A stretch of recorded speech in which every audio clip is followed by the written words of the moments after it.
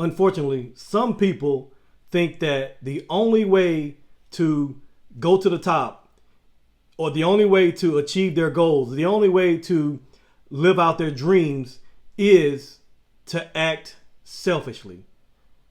Some people just think that that's the only way that they're going to make it. Some people think that that's the only way that they're going to get the title that they want, or to make the money that they want, or to achieve their goals. Some people just think that the only way to do that is to act selfishly. And what that is called, that's called selfish ambition. And see, selfish ambition, it refers to the relentless pursuit of power, status, recognition, and building wealth just for your ego. Now, there's nothing wrong with building wealth, but when you build wealth just to build wealth, just to make more money, to make more money for selfish reasons, this is what's called selfish ambition. And they often do all these things without the consideration of ethics, without the consideration of others, without the consideration of how it affects other people and their well-being, without the consideration of a higher purpose in their life. They do all these things just for selfish reasons, and that's called selfish ambition. What it does is, people like this, they prioritize self-interest above everything, above all else. They prioritize these things and all the things that they want to do above everything, above other people, above their family, above their friends, above their kids, their spouse, everything. But what this comes from, this stems from an inflated sense of self. They feel the entitlement, and but really it's rooted in deep-seated insecurities in their life. And they think that, and because they're so insecure, the only way to get what they want, to get what they need, is to act selfishly. And people with selfish ambitions, they primarily are focused on just what they want, when they want it, how they want it. It doesn't matter about anybody else. It doesn't matter what anybody else thinks. It doesn't matter how it affects anybody else. They want what they want, and they want it when they want it. And so, like I said, selfish ambition it means when people are put their interests and their desires first without any regard for other people. They're overly concerned with their own success, their own progress, at the expense of relationships and everything. You see what it is? It's a me first mentality. That's what it is. It's a me first mentality. And when you have a me first mentality, you see every situation as a competition. You see every situation as a way that you see that other people are obstacles in your way. That's what you see. Because your primary goal is getting what you want. And it doesn't matter about the other person. It doesn't matter about any of the other people in your life. It doesn't matter about the people that you work with. You find this a lot in some people in companies, in business, in the workplace, is that people with selfish ambition don't care anything about their teammates. You also see this with on a team, on a football or basketball team or any sports team. If you have that one star athlete, and you have that star athlete that is selfish and has selfish ambition, he doesn't play well with his other teammates. Yes, he might be the star of the team, but when you act like that, yes, you'll get your stats, you'll get all your points. You may win, you get the points, you build your stats, you may even make more money, you do all these things. But you probably won't win a championship, because it takes teamwork to win a championship. And so you find it a lot that on a sports team, they may have that one superstar, but if he acts selfishly, if he doesn't play well with others, if he doesn't pass the ball, that team generally, they don't do well. They don't win the championship. The teams that win championships are teams that work together. Yes, they may have a star, or they may have a couple of stars, but even with the stars that they have, they work together to accomplish one goal. Hey, I just wanted to interrupt this video for a moment to tell you about the importance of having a morning routine. This is why it's so important. Let me ask you a question. Do you ever feel like that your mornings are chaotic and rushed, and it leaves you feeling stressed and unprepared for the day? Are you tired of stumbling through your mornings feeling disorganized and overwhelmed? Does a lack of a structured routine leave you scrambling it to find focus and to balance your day? The absence of a morning routine can leave us playing catch up for the rest of the day, leading to decreased productivity and lower energy levels. Well, it's time to transform your mornings and take control over your day with Master Your Morning. See, Master Your Morning is a free resource that I created. This is a guide to creating a morning routine that sets up the foundation of your day for success. Master Your Mornings. This is your solution to chaotic mornings. This is your solution to creating a morning routine that sets the foundation for your day. If you're ready to experience a purposeful start to your day, download this free resource. There's a link in the description below this video where you can download that free resource. Sign up now and unlock the power of your mornings. When you are selfish, when you have selfish ambition, your only goal is for you to look good. And it doesn't matter if the team wins or loses, as long as you look good. And so that's not having the same goal as everybody else, because you have a goal of making yourself look good, and the team and the coaches have a goal of winning the game, winning the championship. And so when you act like that, yeah, you may get yours, but ultimately you don't get the greater thing, right? When you have selfish ambition, because people like this, they're focused on winning at all costs, no matter the cost. People like this, they believe that if they don't put themselves first, that no one else will. And that's the insecurity about it. That's the insecure part. You see, these people that do this, that they believe that nobody else will put them first. And so they put themselves first. Now, I understand that some people kind of grow up with this type of thing. You can, depending on your background, depending on your upbringing, yeah, maybe you had to just focus on yourself because the people in your life didn't help you, didn't focus on you, didn't show you love, didn't show you support. I understand that. But now you have to learn how to let others lean on others. You have to learn how to support other people. You have to learn how to put other people first. Because when you do that, then reciprocity, you other people will put you first. And if you have people in your life that are not doing that, then I suggest that you find the people in your life that will put you first, and then you can put them first. Don't be around people that all they do is take. Find people that give, and then you give to them. That's the way that works. So now, like I said, there are consequences to having selfish ambition. There's consequences.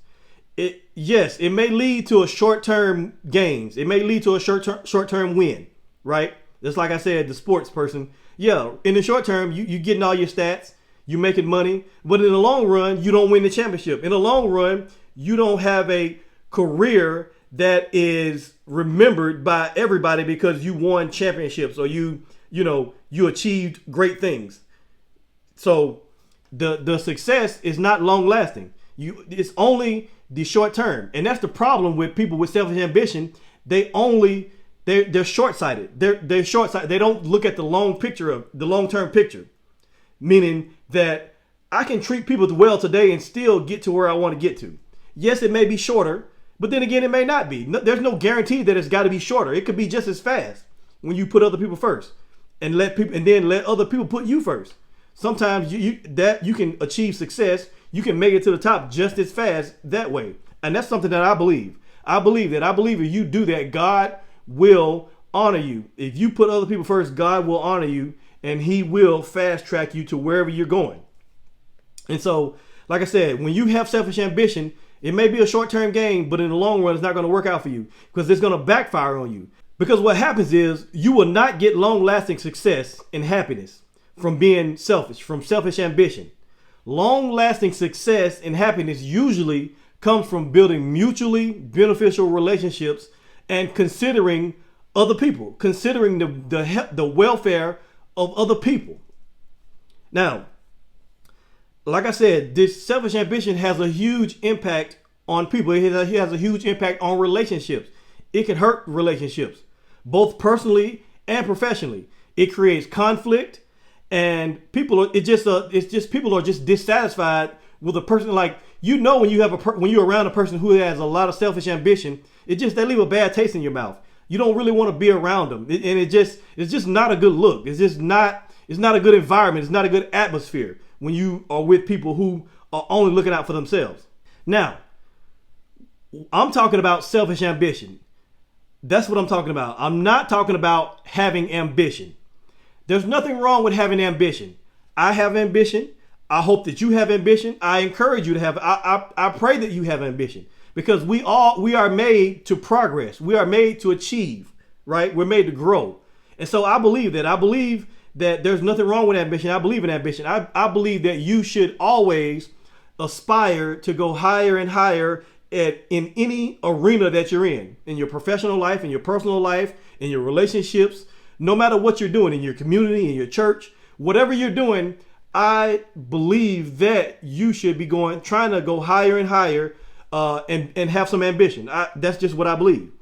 But there's a difference between ambition and selfish ambition, because ambition is finding a healthy way to have ambition and also be selfless, also be others conscious, also consider other people. So you can do both. See, the people that have selfish ambition, they don't believe, for whatever reason, they don't believe that they can have ambition and consider other people at the same time.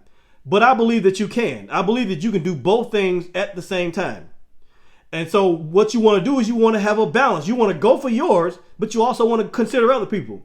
You want to go for what you want to go for, but you also want to push other people to go for what they're going for. You want to push other people to achieve their dreams, right? And so I believe that the only way to have true fulfillment, because that's what you want to have. Even a selfish person wants to just be fulfilled. That's all they want to do. But what they're doing is they're shortcutting the process, right? They're thinking, oh, it's all on me. I got to get it all on my own. But that's not true. But I understand they are looking for fulfillment just like anybody else, because as human beings, we seek that fulfillment, right? That is something that God has put in us to seek fulfillment. And he really put it in us to seek him for our fulfillment.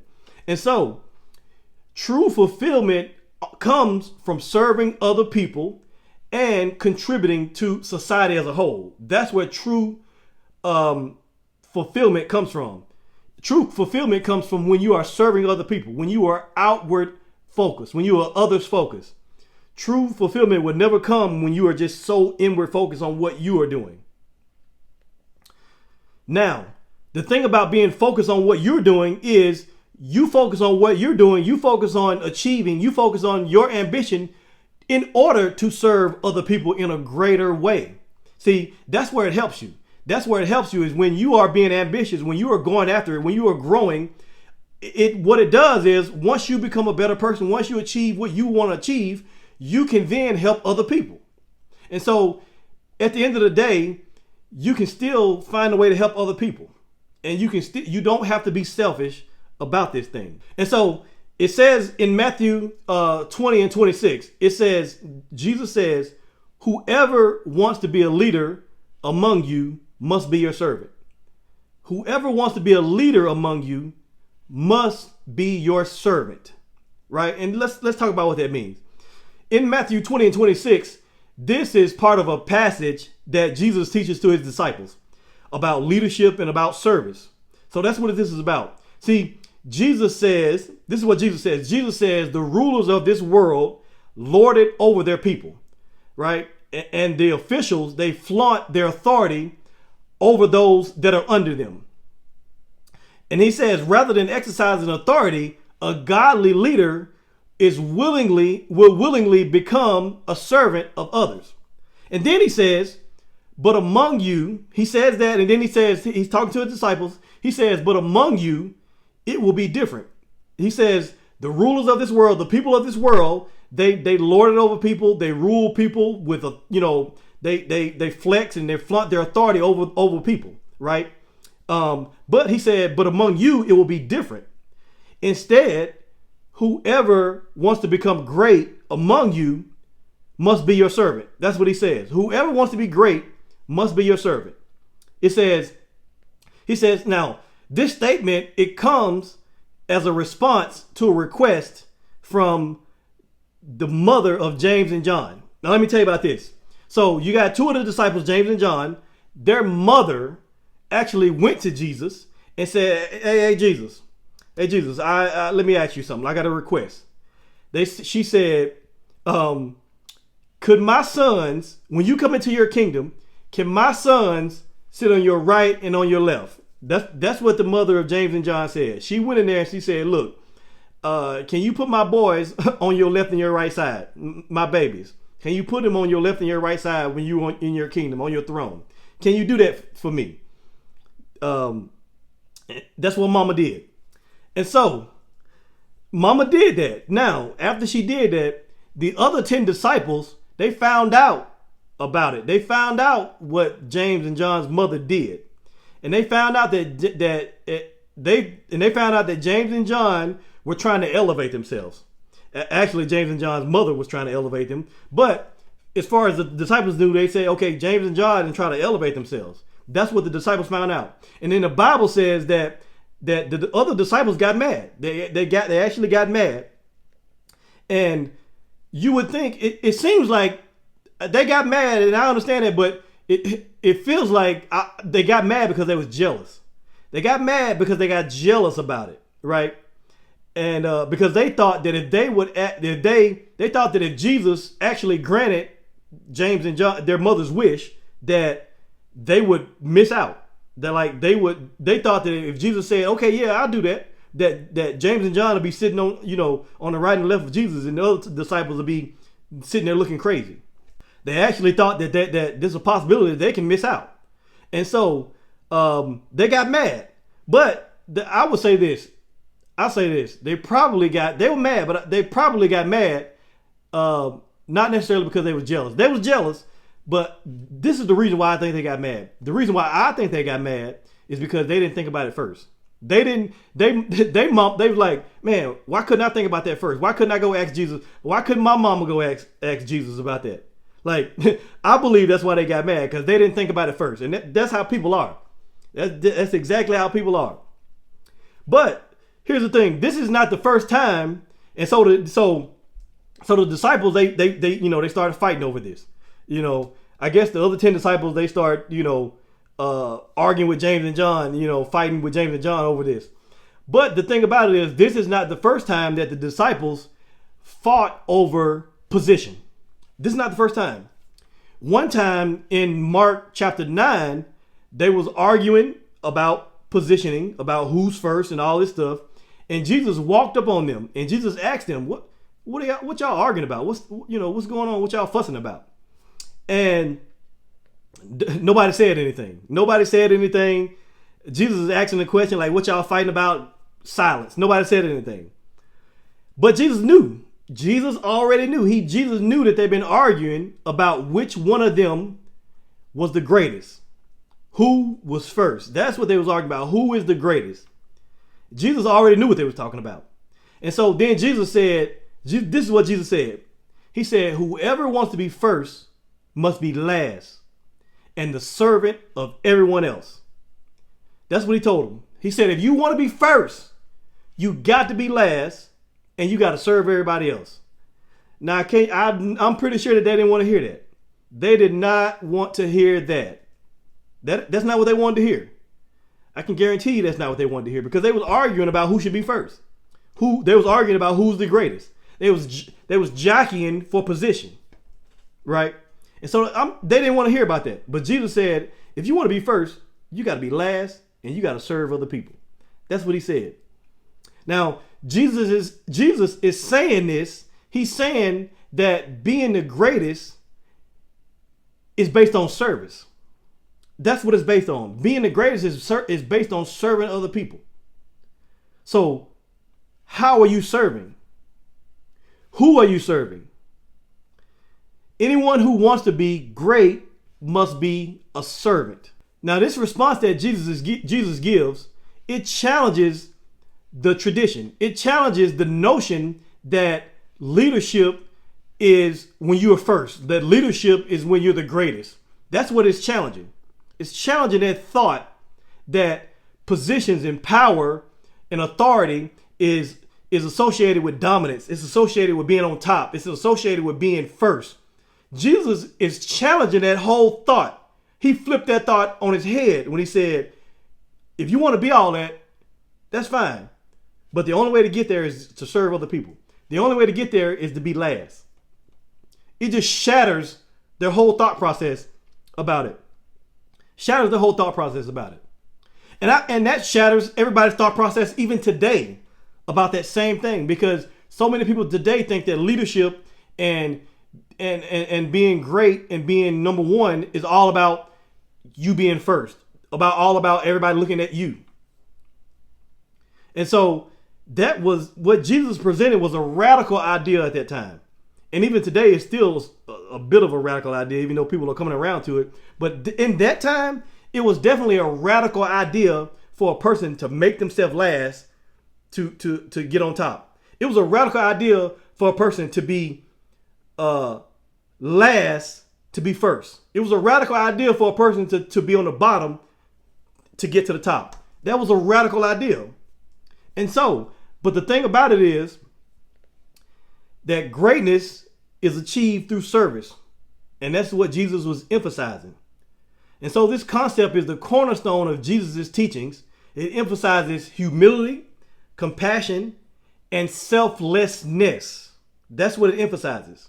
And so Jesus, when he told them, he said, this is what other people do. This is what other people do. But he said, among you, it will be different, because you are my disciples. Among you, it'll be different if you want to be my disciple. And so what Jesus is doing is he's setting his disciples apart from the world, apart from the world's customs and norms. That's what he's doing. He's calling them to a different standard. He's calling them higher. And he's telling them that you have to value service over status, value service over selfishness, value service over self-promotion. You value service. You value other people. And then in the following verse after that, that following verse, Jesus explains that even he came not to serve, not to be served, but to serve and to give his life as a ransom for many. Even Jesus, he told him, he said, now look, what I'm telling you to do, I'm not just telling you. This is what I do. This is what I live. Because I came, this is what Jesus said, I came not to be served, but to serve and to give my life a ransom for many. Now, at that time, they didn't know what he was talking about. But what he was really talking about is he gave his life for us so that we can be forgiven, so that we can have eternal life. That's really what he's talking about.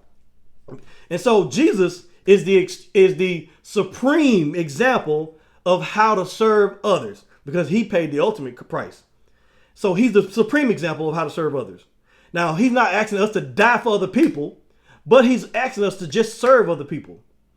That's what he's asking us to do. And Jesus he's not just telling them this, he modeled this for them. And he is modeling this for them on what they should do. And so this teaching challenges individuals, both then and now, to reconsider their understanding of leadership and of greatness. And it invites them to emulate Jesus' example of sacrificial service. And this is where true greatness is found. True greatness is found in serving others, and rather than serving yourself. Serving others rather than serving yourself, and seeking for the good of others and not just yourself.